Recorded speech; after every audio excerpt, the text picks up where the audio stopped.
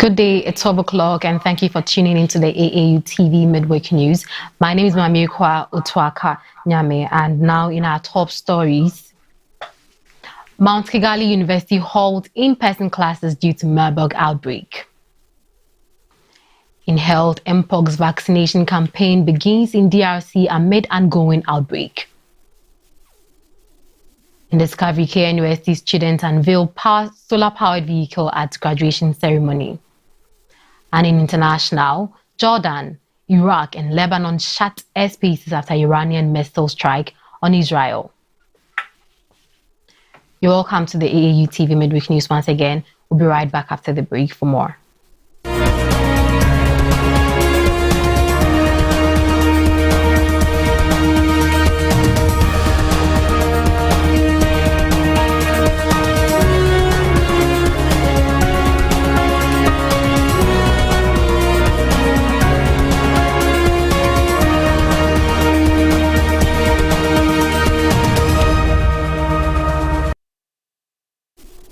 Mount Kigali University has become the first institution in Rwanda to suspend in-person classes due to the ongoing Marburg virus outbreak.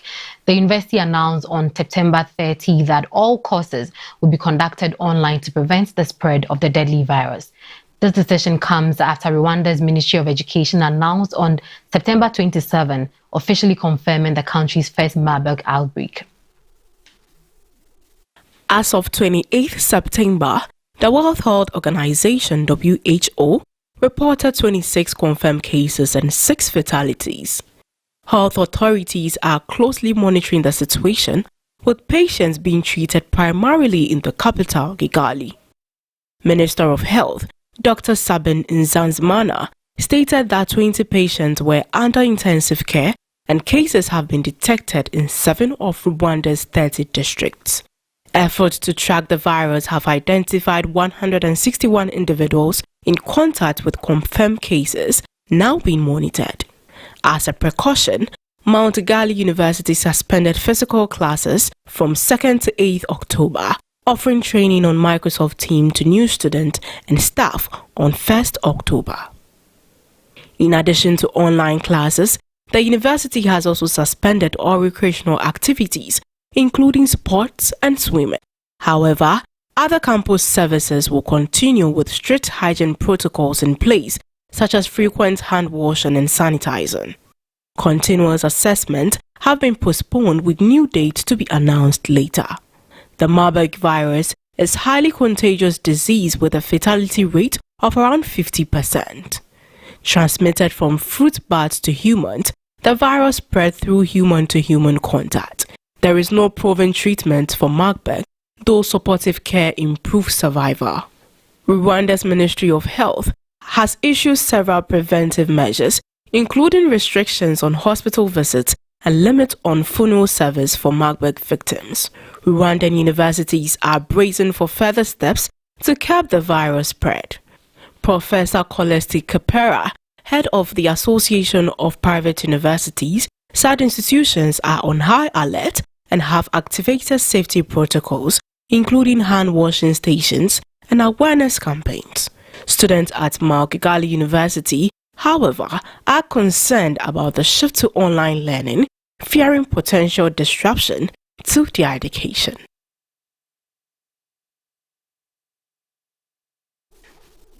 Meanwhile, over 200 leading researchers from Africa and Europe gathered at Stellenbosch University in South Africa this week to review progress in their collaboration aimed at addressing major global issues.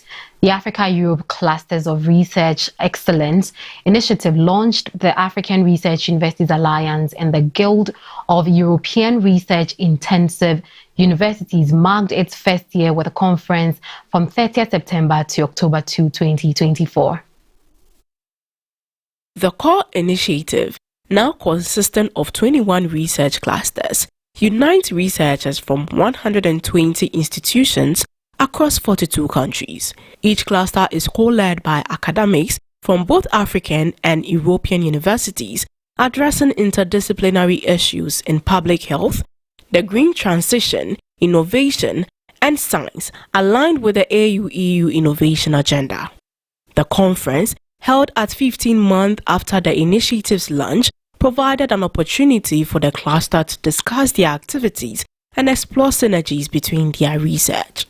At the event, keynote speakers such as Professor Thuli Mandosila of SU and Professor Fumi Olonisakin from King's College London KCL emphasized the significance of the collaboration. Mandosila highlighted the importance of social justice in research using the concept of Ubuntu to underscore the shared humanity between Africa and Europe. Olonisakin, in turn, encouraged researchers to view themselves as change makers and stress the importance of equitable partnership in addressing societal challenges. The cluster, focusing on research related to health, environmental sustainability, and scientific capacity, have already achieved significant progress. For example, the core on health and genomics has launched a comprehensive database and multiple publications, whilst others such as the cluster of creative economies have introduced new academic journals. Capacity building initiatives, including workshops and summer schools, have also been critical in fostering the next generation of research. The conference concluded with optimism for future as clusters laid out plans for the next decade, including ambitious projects like creating a hydrogen valley in Southern Africa and increasing female participation in AI research. Researchers also discussed strategies for securing funding, with European and African policymakers reiterating their support for the initiative. The collaboration between ARUA and the guide continues to bridge gaps in research capacities, fostering a stronger, more equitable partnership between Africa and Europe. Police authorities have commenced vaccination against Mpox following delays due to logistical challenges as the country battles a severe outbreak. The campaign is part of efforts to curb the spread of the virus in Goma and North Kivu province, where healthcare systems are under strain. A total of 265,000 doses provided by the European Union and the United States are being administered in the region, which has seen a surge in Mpox cases. The Democratic Republic of Congo, DRC, has reported 30,000 cases this year, making up over 80% of all cases on the African continent and accounting for 99% of the 850 deaths from the disease. The outbreak has overwhelmed health resources in the DRC, leading to urgent international interventions. Back in August, the World Health Organization (WHO) declared the escalating Mpox cases in the country a global health emergency as the disease spread beyond Africa to countries like Sweden and Pakistan. However, the situation in the DRC remains the most critical. Mpox, caused by a virus related to smallpox, was initially transmitted from animals to humans and now spreads through close human contact. The current outbreak in the DRC is particularly concerning due to the emergence of a new strain, Clade 1b, which is more severe than Clade 2, the strain responsible for a global health crisis in 2022. As the vaccination campaign gets underway, health authorities hope to slow the spread of this dangerous new strain. However, with the DRC bearing the brunt of the outbreak, global attention remains fixed on the region's response and the effort to control Mpox both within Africa and beyond.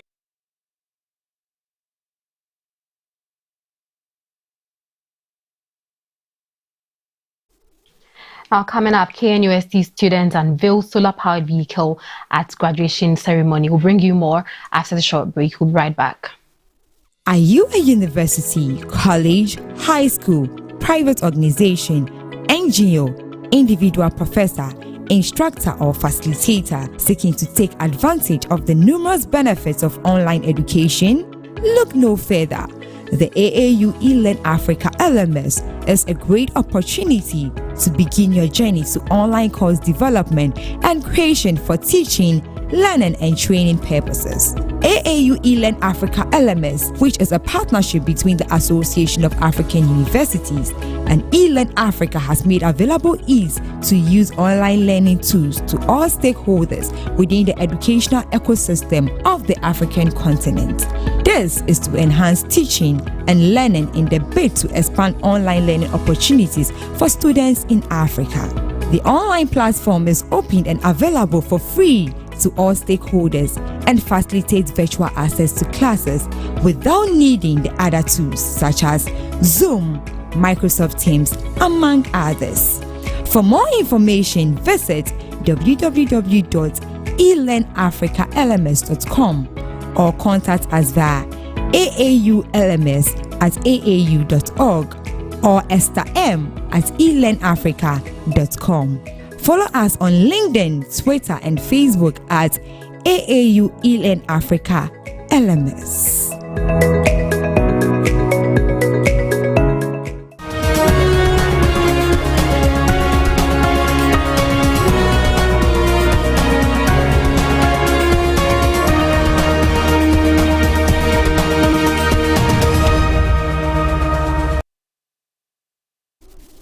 Welcome back from the break. And in Discovery, in a significant lead towards sustainable technology, students from the Kwame Nkrumah University of Science and Technology in Ghana have introduced an innovative solar-powered vehicle showcased during the university's recent graduation ceremony. The eco-friendly 4x4 vehicle, developed in collaboration with the Technical University of Munich, was unveiled by the Department of Mechanical Engineering and Physics. This invention represents a promising step for Ghana as it seeks to strengthen its automotive industry amid a reliance on fossil fuels for transportation. Currently, most vehicles in Ghana operate on petrol, diesel, or liquefied petroleum gas (LPG), despite the country's oil discovery along the western coast. The newly designed pickup vehicle, seating 2 passengers, received an enthusiastic first drive from KNUST Chancellor and Ashanti King Otumfuo Osei Tutu II during the event. He urged the government to support further innovations from the university. KNUST's Vice Chancellor, Professor Kwesi Obiri-Danso, stated the vehicle is still undergoing testing to enhance its design, reaffirming the university's commitment to developing innovative technologies. In addition to the solar vehicle, KNUST has a history of engineering breakthroughs, including solar-powered traffic lights and drones. With over 9,160 students graduating in this 51st ceremony, KNUST continues to play a vital role in training engineers in Ghana and beyond. Although KNUST's solar vehicle is a milestone for the nation, it follows Uganda's announcement of Africa's first solar-powered bus last year, highlighting the growing interest in sustainable transport solutions across the continent.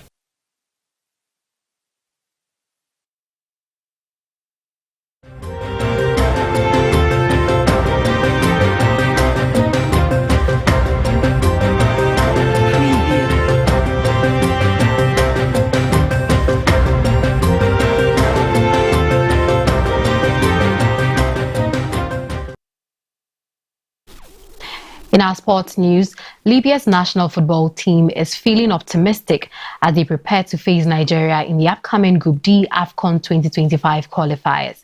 Nigerian star striker Victor Osimhen will miss these crucial matches due to an injury, sparking hopes for a potential advantage for the Libyan side. Osimhen, who was injured during a Galatasaray match against Kasim Pasa, is expected to return after the international break. His absence, however, is seen as a crucial factor that could tilt the balance in Libya's favor. Libyan media have described this as a golden opportunity for the Mediterranean Knights to capitalize on Nigeria's weakened attacking lineup. In addition to Osimhen, Nigeria will also be without key defender Olisa Nda, further bolstering Libya's confidence ahead of the qualifiers. Nda, who has been a crucial part of Nigeria's defense, plays for South Africa's Orlando Pirates. His absence is expected to give Libya's attack more opportunities to pressure Nigeria's defense, which could be a decisive factor in the outcome of the matches. Libya's preparations for them had been training in Tripoli and had arrived in Nigeria on Sunday ahead of the first leg match on October 11. With Nigeria missing key players and Libya eager to make the most of these absences, the upcoming qualifiers are shaping up to be highly competitive. Both teams are eyeing qualification, and the matches set for October 11 in Uyo and October 15 in Benghazi are expected to play a crucial role in determining the fate of Group D. Away from that, Hollywood star Johnny Depp, widely known for his iconic acting roles, is revealing a new dimension of his creativity at age 61. The actor has launched his debut art exhibition, A Bunch of Stuff, in New York, providing fans and art enthusiasts a real opportunity to experience his private artwork, which he never originally intended to share to the public. The exhibition showcases pieces spanning decades of Depp's personal and artistic journey, offering insight into his evolution as both an individual and a creator. The immersive exhibition invites visitors to explore the different stages of Depp's life and creative process. According to the exhibition official website, it reflects the actor's spontaneous approach to art, capturing the freedom and rawness he has embraced over the years. Art consultant Anne-Sophie Velleman explains that A Bunch of Stuff is far more than a traditional art show. It is a deeply personal exploration of Depp's artistry. In addition to painting and sketches, the exhibition includes various objects, accessories, and journals, giving a fuller context to the work on display and offering a broader narrative of Depp's creative world. A significant portion of the exhibition features work on paper, drawn from Depp's personal journals, which dates back to his teenage years. Velleman described these pieces as unfiltered and instinctive, emphasizing the spontaneity of Depp's artistic process, which is often driven by impulse rather than planning. His work is really characterized by his various spontaneous, unprepared process. Velleman explains, nothing that the collection highlights Depp's natural passions for art and his unconventional methods. Located at 600W 27th Street in New York City, A Bunch of Stuff showcases Depp in a completely new light, away from the movie set and the Hollywood glitz. This multimedia exhibition blends visual art with storytelling, offering visitors a depth understanding of Depp's evolving artistry. Through the exhibition, Depp continues to surprise the world, not as an actor, but an artist, sharing pieces that intimately tell the story of his personal and creative growth.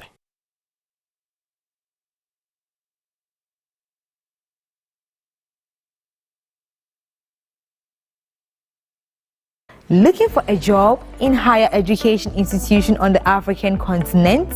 There is no need to go looking. The Africa Education Jobs Board will deliver available jobs to you via our platform.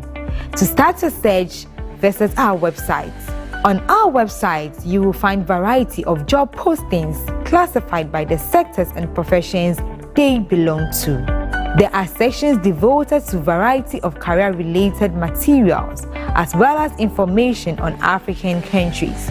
All information you require based on the job description and requirements are accessible on the site. If you are looking for a job in higher education on the continent, use our dedicated portal www.africa.edujobs.com. For job market updates, you can follow us on Twitter and Instagram at AF Jobs Board. Explore a whole new world of exciting visuals with AAU TV. Get ready for a mix of interesting talk shows, interviews, discovery documentaries, and news on AAU TV. It's not just about watching TV, it's about experiencing something special. AAU TV reaches over 25 countries in Africa, bringing you a blend of knowledge and fun. Learn about different cultures as you enjoy the shows. If you have events or want to showcase your business, we've got you covered. Watch AAU TV free-to-air channel on satellite. Connect with us on Facebook, Instagram, and X, formerly known as Twitter, at AAU TV. Reach out on call or WhatsApp us at +233 26 629 6601 or +233 20 399 5210. AAU TV, the voice of higher education in Africa.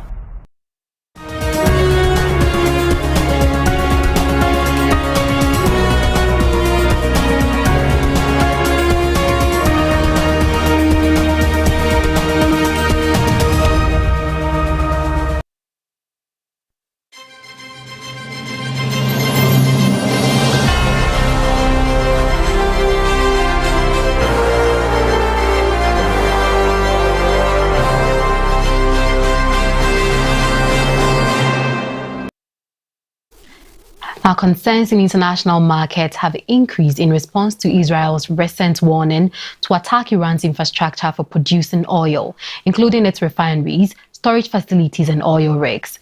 The Organization of the Petroleum Exporting Countries report for August states that Iran, one of the top 10 oil-producing countries in the world, is currently producing 3.277 million barrels per day. The possibility of interruption to Iran's oil production has caused an increase in oil prices. On Wednesday, the prices of light crude oil futures for November delivery on the New York Mercantile Exchange rose to $72.13 per barrel, whilst London Brent crude oil futures for December delivery reaches $75.74 per barrel, on edge more than 5%, hitting an intraday high before retreating as market sentiment stabilized. Sarah Van Schury, president of SVB Energy International, highlighted the potential impact on energy targets, where prices will depend on the scale of distractions and how much oil is removed from the market. However, she noted the geopolitical factors, if manageably not on a large scale, may not lead to a significant or prolonged impact on prices. In addition to the geopolitical tensions, oil prices are under pressure for oversupply and weak demand. Several leading Wall Street investment banks, including Goldman Sachs and Morgan Stanley, has revised down their long-term oil prices forecasts. Citigroup has projected that oil prices could drop to $60 per barrel by 2025. The rising tension follows Israel's recent assassinations of Iran's allies in Iran and Lebanon, which prompted a retaliatory missiles attack from Tehran, targeting Israeli military facilities. Israeli media reported the missile strikes, but the Israeli military censored specific details of the locations affected.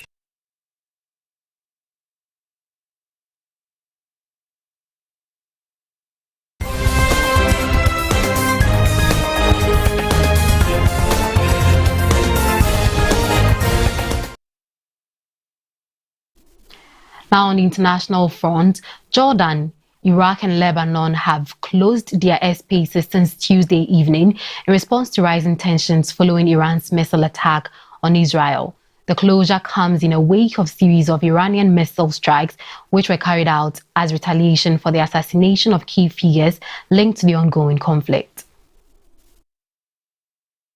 In separate statements, Jordan's Civil Aviation Regulatory Commissions, Iraq's Ministry of Transport, and Lebanon's Ministry of Public Works and Transport confirmed that the decision to close airspaces was taken to prioritize the safety of flights and passengers. The Civil Aviation Regulatory Commission also stated that the kingdom has temporarily suspended all incoming, outgoing, and transiting flights due to the hastening risks in the region. Haitham Mesto, head of the commission, emphasized that the closure would be continuously reviewed as the situation evolves. Iraq followed suit, with its Minister of Transport, Razak Muhaibez al-Sadari, announcing the closure of Iraq airspace to ensure the safety of air navigations and transiting aircraft. Lebanon also imposed a temporary. These actions were taken after Iran launched around 200 missiles at Israel in retaliation for the assassination of high-profile figures, including Ismail Haniyeh and Hassan Nasrallah. The missile strikes followed an Israeli airstrike on September 27, which targeted Nasrallah and other key figures in Beirut southern